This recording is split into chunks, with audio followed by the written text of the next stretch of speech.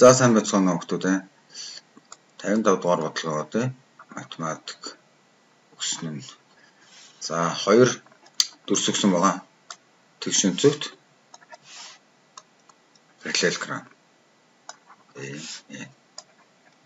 За энэ 2 дүрсийн тэгш өнцгтийн талбай нь параллелограммын талбайгаас 2 дахин их гэж өгсөн байгаа. Өөрөөр хэлбэл S A B C D-г баахан S A N D тэнцүү 2. Мөн талуудын уртууд тэнцүү гэж өгсөн. За тэгэхээр AD за мэдээж тэгш өнцгтийн эсрэг талууд хоорондоо тэнцүү BC-д тэнцүү. За параллелограммын эсрэг тал болох MN-т бас тэнцүү гэсэн. За энэ талууд нь тэнцүү учраас зураг дээр бол энэ дээр тэнцүү талуудын давхцуулаад ингээд зурчихсан байгаа. Тэмдэглэлийн хэмнэлүүднээс. За нөгөө талаасаа бас өргөнүүд тэнцүү байх хэрэгтэй. Өөрөөр хэлбэл A B тэнцүү C D тэнцүү A M N D. За ингэж өгсөн. За ийм болвол за энд нэг үнцийг тэмдэглэжээ. Альфа гэдэг. Параллелограммын хурц өнцгийг олоо гэсэн юм бодлого. Өөрөөр хэлбэл өнцөг M A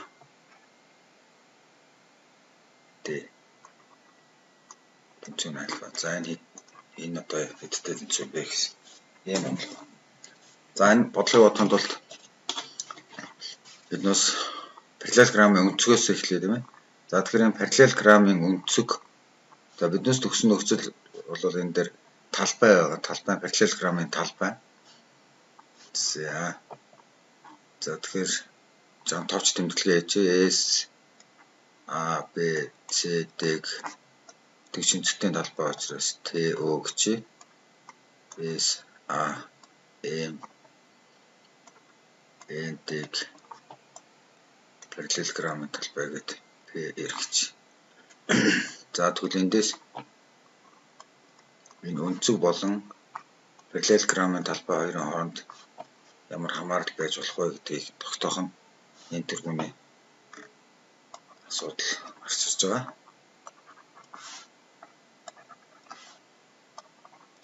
За ингээд параллелограммаа тусад нь аваад өгчээ. Энд альфа гэсэн өнцгтэй. За тэгвэл за товч тэмдэглэгээ хэрэглээд энэ AD BC-г бол А гэж тэмдэглэжээ. За энэ хажуу талуудыг бол B урттай гэж B гэж тэмдэглэжээ. За А. За тэгвэл ер нь бол энэ А гэсэн тал параллелограммын нэг тал өнцөг өгсөн байгаад параллелограммын талбайг олж болох уу гэсэн юм. Өөрөөр хэлбэл А альфа 2 өгдсөн байж хахад параллелограммын талбайг олж болох уу гэж. За тэгэхээр энэ бол боломжгүй. Өөрөөр хэлбэл энэ хажуу тал одоо уртсах тусам талбай маань exceed яваад байна гэсэн.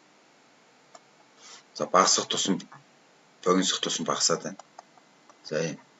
За тийм учраас хажуу талаас бол ялцгүй хамааралтай гэдэг нь харагдаж байна. Тийм учраас тэднээс талбайг одоо ер нь бол А B альфа гэсэн энэ гурван хэмжигдэхүүн нэмэгдээд үзнээр олж болох уу гэсэн ийм асуулт гарч ирж байна. EMD гэсэн хоёр цэгийг холбосон юм диагоналт. За тэгэх юм бол энд нэг юм хоёр янзын гурвалжин үүсэж байгаа. Гурвалжин А М Д гурвалжин Н Д М. За энэ хоёр гурвалжин бол тал талын харьцаагаар тэнцүү гурвалжин гэдэг нь бол тодорхойлогдно. За энэ диаметр бол нэг давхцсан байгаа тийм ерөнхий диаметр байна. Ерөнхий тал.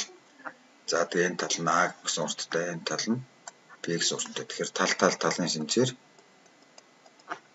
энэ хоёр бол тэнцүү гэдэг нь бол тодорхой.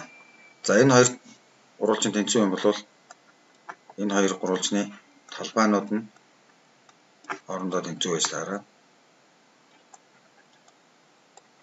Энд.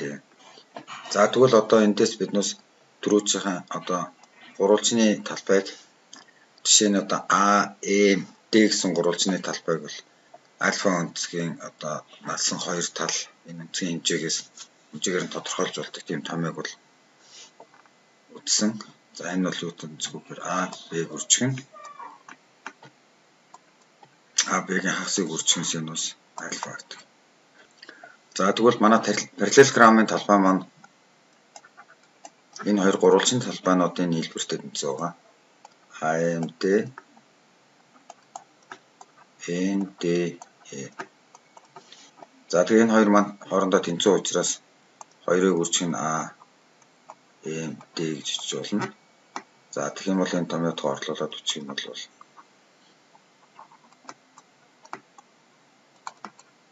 эндээс параллелограммын талбай нь бол А, Б үржих синус альфа гэсэн үг.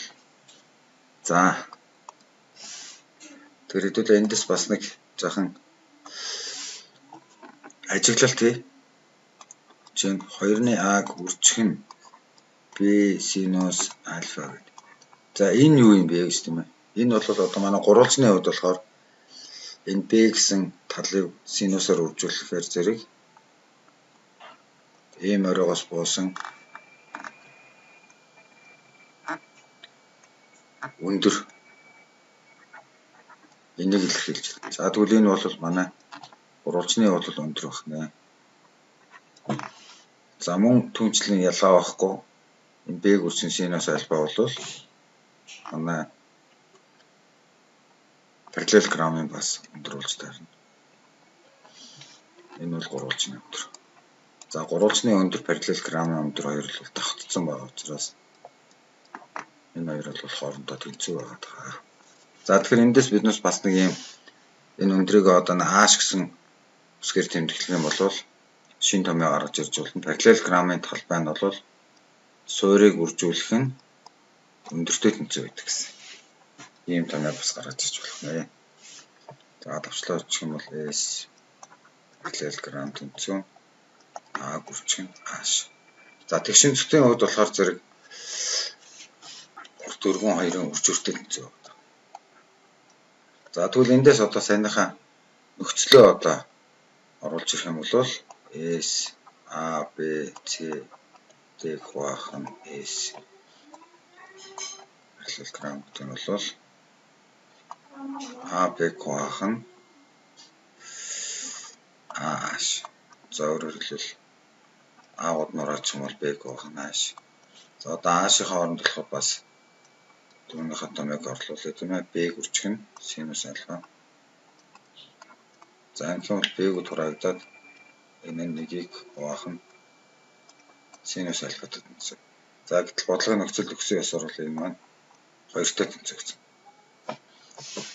За эндээс биднээс энэ илэрхийллээс альфа гэсэн өнцгөө олж болох нэ. За тэгэх юм бол синус альфа бол 2-1 өөрөөр хэлбэл альфа нь 30 градус. За 30 градусын синус нь 2-1-тэй тэнцүү гэдгийг бол биднээс мэдчихэж байгаа тийм ээ. Энэ бол альфа өнцөг. За ингээд бодлого маань бодогдож байна.